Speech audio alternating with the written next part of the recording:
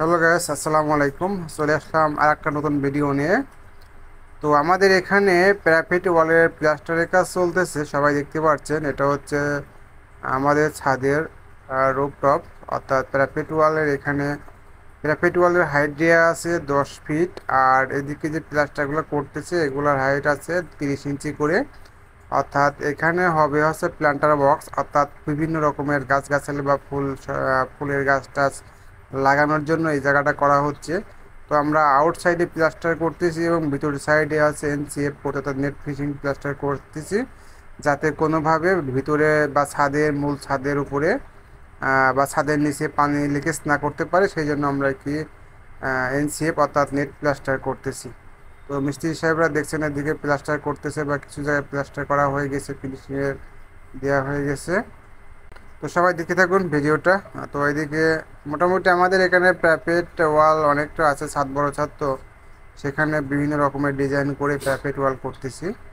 তো সবাই বলবেন যে আসলে প্লাস্টার কেমন হচ্ছে, এবং ডিজাইন তো মোটামুটি দেখা যাচ্ছে কেমন।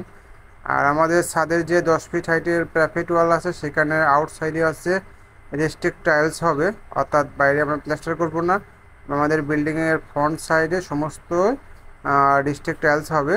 তো সুতরাং আমরা বাইরে প্লাস্টার করতেছি না, অর্থাৎ বাইরের ভিতরের দিকেই প্লাস্টার করতেছি। আর হচ্ছে ছাদের ভিতরে যে ওয়ালগুলো আছে সেগুলো প্লাস্টার করব। এদিকে দেখতে পাচ্ছেন মিস্ত্রিরা প্লাস্টার করতেছে। এবং সব থেকে বড় কথা, আমাদের এখানে ছাদের থিকনেস ছিল আছে 7 ইঞ্চি করে। আর আমরা এখন তাপ নিয়ন্ত্রণ করার জন্য এই ছাদের উপরে আবার 6 ইঞ্চি করে লাইম কংক্রিট অর্থাৎ ফর্ম কংক্রিট করব, তার উপরে হচ্ছে 2 ইঞ্চি করে টাইলস করব।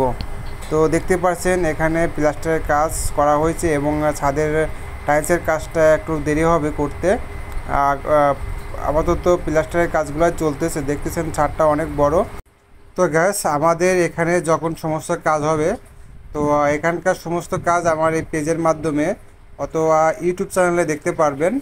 তো কিভাবে আমার এখানে ছাদের ফিনিশিং কাজটা করি, আর আমাদের ছাদের উপর যে সকল সুযোগ সুবিধা আছে সেগুলো হচ্ছে জিম রুম, তারপরে নামাজের রুম, তারপর হচ্ছে ব্যাডমিন্টন কোর্ট, এবং পাশাপাশি থাকবে হচ্ছে বারবিকিউ, অর্থাৎ যারা ছাদের পরে খেলাধুলা করবে বা আড্ডা দিবে ইচ্ছা করলে পারে এখানে পিকনিক করার জন্য রান্নার ব্যবস্থা করা হবে, এটা হচ্ছে বারবিকিউ।